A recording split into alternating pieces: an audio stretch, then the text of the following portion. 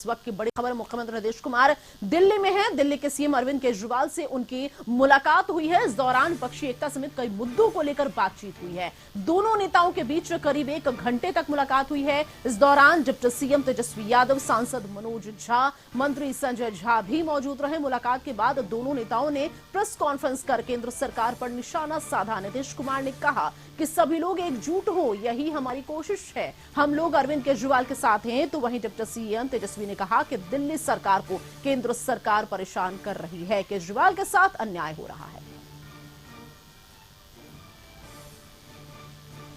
तो तेजस्वी यादव ने कहा केंद्र सरकार दिल्ली सरकार को परेशान कर रही है, अन्याय हो रहा है केजरीवाल सरकार के साथ। मुलाकात हुई सीएम नीतीश कुमार की दिल्ली के सीएम अरविंद केजरीवाल से और मुलाकात विपक्षी एकता को लेकर बातचीत हुई। उसको कैसे आप हटा सकते हैं, ऐसा तो कुछ नहीं है, लेकिन अब किस तरह से हो रहा है। इसलिए तो हम लोग कह रहे हैं कि सारे देश में सब लोग एकजुट हों, ताकि ये लोग संविधान का भी और किसी भी चीज का अपने ढंग से जो इधर से उधर कर रहे हैं और किस तरह का माहौल बन रहा है। अब दिल्ली में इनको लोगों ने किस तरह से बहुमत दिया है और किस से सब तरह से सब लोग साथ हैं, और हम लोग इस बात को मानते हैं कि काम कर रहे हैं, बहुत अच्छा काम कर रहे हैं। और उसके बाद सुप्रीम कोर्ट का भी फैसला हो जाए तो राज्य सरकार को जो अधिकार है काम करने का, उस काम को रोक दिया जाएगा। ये सब तो बहुत ही आश्चर्य का विषय है। तो ये हम लोग तो बिल्कुल इनके साथ हैं, और जो कुछ भी है हम लोग जो आगे भी जो करेंगे, लोग कोशिश कर रहे हैं कि ज्यादा से ज्यादा विपक्षी पार्टियां एकजुट हो जाए और मिल करके हम लोग पूरे देश में अभियान चलाएं, हर राज्य में अभियान चलाएं कि सब कुछ कानून का पालन होना चाहिए, आपस में सब लोगों के बीच और भाईचारे का भाव होना चाहिए, और जिस तरह से लोगों के बीच में विवाद पैदा करने की कोशिश होती है, उन सब चीज को बंद करना चाहिए और देश आगे बढ़ेगा। तो ये सब चीज जो हम लोगों के मन में बात है, तो सब लोग तो सहमत है ही, और उसके बाद अगर इस तरह की कोई बात होगा तो जो कह रहे हैं हम लोग पूरे से लोगों के बीच में विवाद पैदा करने की कोशिश होती है, उन सब चीज को बंद करना चाहिए और देश आगे बढ़ेगा। तो ये सब चीज जो हम लोगों के मन में बात है, तो सब लोग तो सहमत है ही, और उसके बाद अगर इस तरह की कोई बात होगा तो जो कह रहे हैं हम लोग पूरे तौर पर इनके साथ हैं। ये जो ही कह रहे हैं बिल्कुल ठीक कह रहे हैं, इनके साथ हम लोग हैं पूरे तौर पर। हम लोग तेजस्वी जी देखिए, सारी बातें माननीय मुख्यमंत्री जी ने स्पष्ट रूप से कह ही दिया है।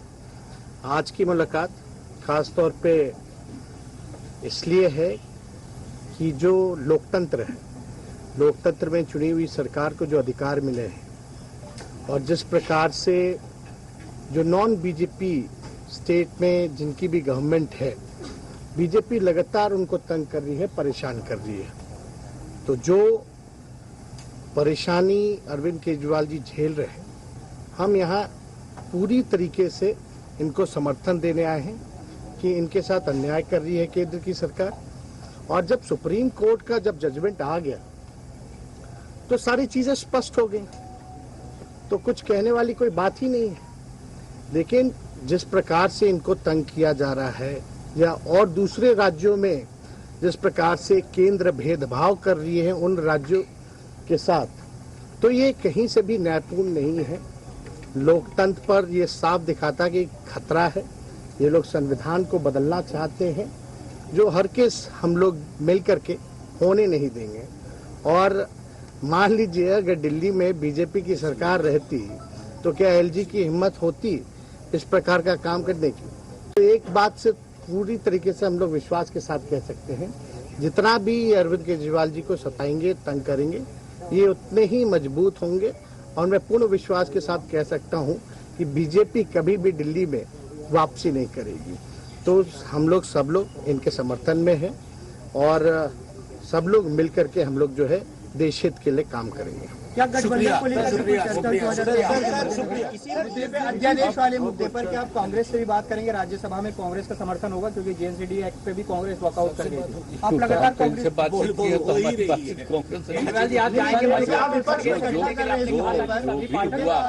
हमको तो नहीं लगता है कि कोई किसी का जो संवैधानिक स्थिति है उसका कोई उल्लंघन तो नहीं ना होना चाहिए जी। तो हमारी जो उनसे बातचीत होगी तो उनसे भी हम लोग चर्चा करते हैं। मैं जा रहा हूँ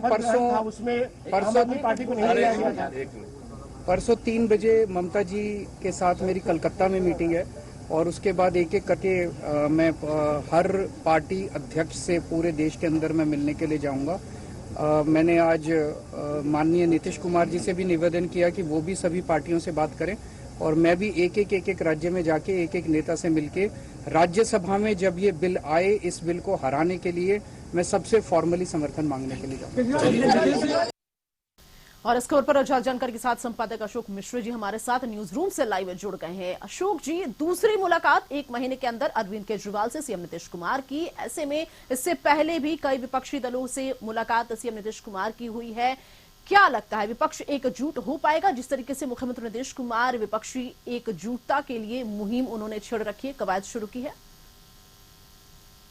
मुख्यमंत्री नीतीश कुमार मिशन 2024 के तहत आज दिल्ली में है और नीतीश की मुहिम अब रंग लाती दिख रही है। पहले ये कहा जा रहा था कि विपक्षी एकता की कवायद नीतीश कर रहे हैं और इस बाबत वह विपक्षी दलों के नेताओं से मुलाकात कर रहे हैं, लेकिन अब उससे आगे नीतीश बढ़ चुके हैं और अब नीतीश अब विपक्षी दल के नेताओं से मुलाकात नहीं कर रहे हैं, बल्कि यह कह लीजिए कि विपरीत परिस्थिति में या विपत्ति में जो विपक्षी दल के नेता हैं उनके साथ नीतीश खड़े हैं। एक तरह से कहिए कि पूरी मजबूती से खड़े हैं। और कल यूं कह लीजिए कि जिसे कांग्रेस ने भी दुत्कारा, बीजेपी की तो छोड़ दीजिए, जिन दलों को कांग्रेस ने भी दुत्कारा है उसे नीतीश ने पुचकारा है। और कल आपने देखा होगा कि कर्नाटक में जब सिद्धारमैया की ताजपोशी हो रही थी तो वो ताजपोशी में कांग्रेस ने अरविंद केजरीवाल को निमंत्रण नहीं दिया था। कांग्रेस का आरोप है कि अरविंद केजरीवाल से उसकी सीधी टक्कर दिल्ली में है और अरविंद केजरीवाल कहीं न कहीं यानी कि आप पार्टी कहीं न कहीं अप्रत्यक्ष रूप से बीजेपी को लाभ पहुंचाती है और कांग्रेस को नुकसान पहुंचाती है। लेकिन बंगलुरु में शपथ ग्रहण समारोह के तुरंत बाद नीतीश कुमार राजधानी दिल्ली पहुंचते हैं और आज वह अरविंद केजरीवाल से करीब 1 घंटे तक मुलाकात करते हैं। और उस मुलाकात के बाद सबसे पहली बात ये आती है सामने कि दिल्ली में जो सुप्रीम कोर्ट का फैसला आया है कि सार्वजनिक क्षेत्र के अलावे जमीन और पुलिस को छोड़ करके अन्य सभी विभागों के अधिकारियों का ट्रांसफर पोस्टिंग का अधिकार दिल्ली सरकार को जो सुप्रीम कोर्ट ने दिया है उसके खिलाफ केंद्र सरकार ने अध्यादेश लाया है। और साथ ही सुप्रीम कोर्ट के इस फैसले के खिलाफ केंद्र सरकार ने सुप्रीम कोर्ट के फुल बेंच में न्याय की गुहार लगाई है। वैसी परिस्थिति में जब फिर केंद्र सरकार ने अध्यादेश लाया है तो उस अध्यादेश से सुप्रीम कोर्ट के फैसले पर रोक लग जाती है और यानी कि केंद्र सरकार चाहती है कि दिल्ली की सारी प्रशासनिक व्यवस्था उसके जिम्मे हो। लेकिन अरविंद केजरीवाल इसी के लेकर के लंबी लड़ाई लड़ रहे हैं और सुप्रीम कोर्ट से उन्हें न्याय भी मिला है, लेकिन इसके बावजूद भी केंद्र सरकार मानने को तैयार नहीं है। और केंद्र ने जो अध्यादेश लाया है उस अध्यादेश के खिलाफ अरविंद केजरीवाल ने विपक्षी दलों से एकजुट होने की अपील की और उनका समर्थन मांगा है। निश्चित रूप से कह सकते हैं कि इस अध्यादेश जब संसद का सत्र चलेगा तो इस अध्यादेश को पास कराना केंद्र सरकार की मजबूरी होगी और संसद के दोनों सदनों में यानी कि लोकसभा और राज्यसभा दोनों में इसे पास कराने की जरूरत पड़ेगी। और ऐसी परिस्थिति में अरविंद केजरीवाल चाहते हैं कि राज्यसभा में विपक्षी दलों का उन्हें अगर समर्थन मिल जाता है तो राज्यसभा में इस अध्यादेश को पास करने में केंद्र सरकार को कठिनाई हो सकती है। और इसी को लेकर के अरविंद केजरीवाल के पास आज नीतीश कुमार पहुंचे।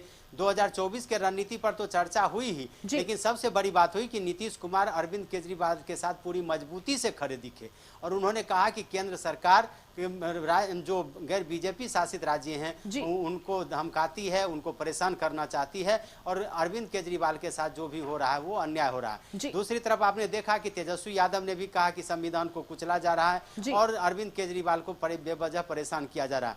तो इस तरह से दोनों नेता, बिहार के दोनों बड़े नेताओं की अरविंद केजरीवाल से जो मुलाकात होती है और अरविंद केजरीवाल के साथ जो खड़े हैं नीतीश कुमार पूरी मजबूती के साथ, यह दर्शाता है कि नीतीश कुमार केवल विपक्षी एकता की बात ही नहीं कर रहे हैं, विपक्षी एकता को मजबूत करने के लिए वो मुहिम में ही नहीं लगे हुए हैं, बल्कि जो ताकतें, चाहे वो केंद्र सरकार ही क्यों हो न हो, वह अगर विपक्ष के किसी मुख्यमंत्री को परेशान करती है, राज्य सरकारों को तबाह करती है, तो उसके समर्थन में, यानी कि विपक्षी दल के नेताओं के समर्थन में, गैर बीजेपी के जो मुख्यमंत्री उनके समर्थन में वो पूरी मजबूती के साथ खड़े हैं। और आज की जो बैठक है ये काफी महत्वपूर्ण मानी जा रही है और आने वाले दिनों में इसका असर दिखेगा कि नीतीश सिर्फ विपक्षी दल के नेताओं को ही एक मंच पर नहीं लाना चाहते हैं, बल्कि जो भी गैर बीजेपी शासित सरकारें हैं उन सरकारों के साथ केंद्र सरकार का क्या दुर्व्यवहार हो रहा है, क्या सलूक हो रहा है, उस सलूक को भी पर्दाफाश करना चाहते हैं